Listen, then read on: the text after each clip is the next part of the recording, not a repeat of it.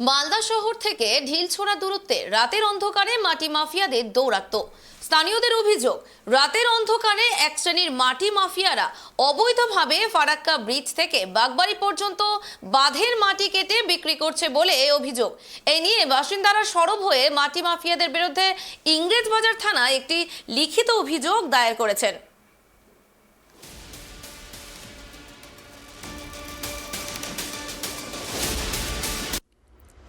মালদা শহর থেকে ঢিলছোড়া দূরত্বে রাতের অন্ধকারে মাটি মাফিয়াদের দৌরাত্ম্য। এই ছবি মালদহের ইংরেজবাজার ব্লকের কাজীগ্রাম গ্রাম পঞ্চায়েতের পলাশবাড়ি এলাকার।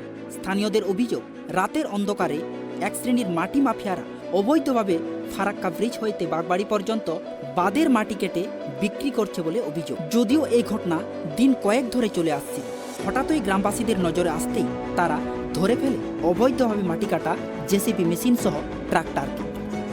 গ্রামবাসীদের ক্ষোভের মুখে পড়ার আগেই মাটি মাফিয়ারা তাদের প্রাণনাশের হুমকি দেয় বলে অভিযোগ। এ নিয়ে বাসিন্দারা সরব হয়ে মাটি মাফিয়াদের বিরুদ্ধে অতিরিক্ত জেলাশাসক, ভূমি ও ভূমি সংস্কার দপ্তর, বন দপ্তরের আধিকারিকের নিকট এবং ফারাক্কা ব্রিজ কর্তৃপক্ষ সহ ইংরেজবাজার থানায় একটি লিখিত অভিযোগও দায়ের করেছেন। পাশাপাশি স্থানীয় বাসিন্দারা জানিয়েছেন, এই বাঁধ ইংরেজবাজার ব্লকের বাগবাড়ি হইতে ফারাক্কা ব্রিজ পর্যন্ত বিস্তীর্ণ রয়েছে। পুরোটাই দেখাশোনা করেন ফারাক্কা ব্যারেজ কর্তৃপক্ষ, যা সম্পূর্ণ মালদা শহরকে বন্যা প্লাবিত হওয়া থেকে সুরক্ষিত রেখেছে। যদিও রাতের অন্ধকারে এক শ্রেণীর মাটি মাফিয়ারা বাঁধের মাটি চুরি করে বিক্রি করতে থাকলে তাহলে মালদা শহর যে কোনো সময় বন্যায় প্লাবিত হতে পারে বলে বাসিন্দা। আমবাজার, সোনাতলা নিয়ে সব ভেসে যায় মালদা শহর।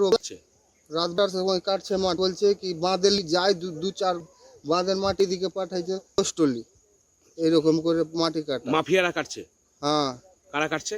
ওই যে সাবির বলে আছে, ওদের জিসিবি আছে, ওদেরই ট্রাক্টর আছে। সেদিন সাহেব এসেছিল, সাহেব বলল কি, আমরা বললাম কি আমার ঠাকুর দাদা করে খাচ্ছে, করে খেতে খেতে সাহেব কি বললো যে মাটি কাটতে বলেছে? আগে শুনে না, সাহেব বলল কি এগুলো কার জমি? তো আমরা বলি আমাদের জমি, আমার ঠাকুর দাদারা করে খেয়ে এসছে, আমার বাবারা খেলো, আমি খেয়ে এসছি, এতদিনে তোমাকে বিল দিতে হবে, ফারাক্কা অফিসে গিয়ে বিল দিতে হবে, এরকম করে বলছে সাহেবরা, ভয় খাওয়াচ্ছে। এই ঘটনা প্রসঙ্গে স্থানীয় বাসিন্দাদের একাংশ জানিয়েছেন, মাটি চুরি করে অন্যত্র বিক্রি করে দেওয়ার অভিযোগ স্থানীয় ভাদু শেখ ও তার ছেলে সাবির শেখের বিরুদ্ধে। এ নিয়ে তারা বিভিন্ন মহলে তাদের বিরুদ্ধে লিখিত অভিযোগও দায়ের করেছেন। যদিও এই ঘটনা নিয়ে সংবাদ মাধ্যমে ধরা হলে সাবির শেখ জানায়, বাঁধের মাটি কেটে অন্যত্রে বিক্রি করার সঙ্গে তারা জড়িত নয়। তবে তিনি জানান, ফারাক্কা ব্যারেজ কর্তৃপক্ষ নাকি সেই বাঁধের মাটি কাটার নির্দেশ দিয়েছেন।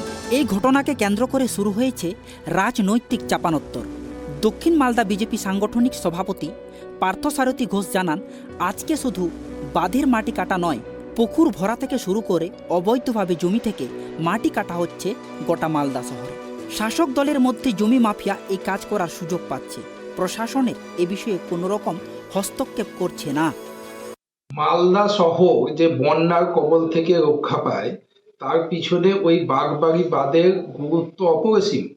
আজকে আমরা একবার শিক্ষা নিয়েছি 98-এর যে বন্যা, সেই 98-এর বন্যায় যে মালদা শহর ভেসে গিয়েছিল, তখনও দেখা গিয়েছিল যে বাঁধের কিছু অংশ মাটি কাটার ফলে বাঁধের সেই বাঁধ ভেঙে গিয়েছিল একটা অংশ থেকে। আজকে শুধু বাঁধের মাটি কাটা আমি বলবো না, এই যে জমি মাফিয়া, পুকুর ভরাট করা, এই ধরনের যারা দালালরা আছে, এরা সরাসরি শাসক দলের সঙ্গে যুক্ত। প্রশাসনের মদতে এরা এই কাজ করছে।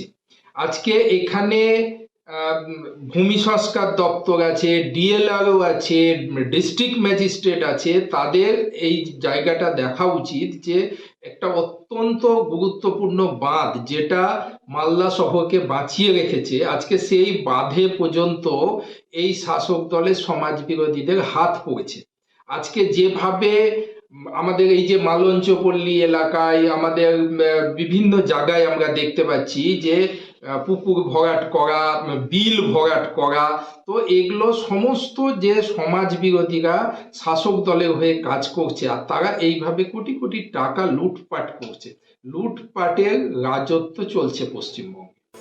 রাজ্য তৃণমূল কংগ্রেসের সাধারণ সম্পাদক কৃষ্ণেন্দু নারায়ণ চৌধুরী জানান, প্রয়াত কংগ্রেস নেতা তথা ও মন্ত্রী গনি খান চৌধুরীর সময় বাগবাড়ির চণ্ডীপুরের এই বাঁধ তৈরি হয়েছিল এবং আজকে সেই বাঁধ থেকে মাটি চুরির ঘটনা সামনে এসেছে, সেটা অত্যন্ত জঘন্যতম অপরাধ। আজকে ইংরেজবাজার শহরের এই গুরুত্বপূর্ণ বাঁধ থেকে মাটি কেটে নিলে বাঁধটি বসে যাবে, তাহলে বন্যার সময় জল বাড়লে শহরের বিস্তীর্ণ এলাকায় জলমগ্ন হয়ে যাবে। যারা করেছে এরা সমাজ বিরোধী, এদের সাথে শাসক দলের কোনো সম্পর্ক নেই বলে জানিয়েছেন কৃষ্ণেন্দু নারায়ণ চৌধুরী।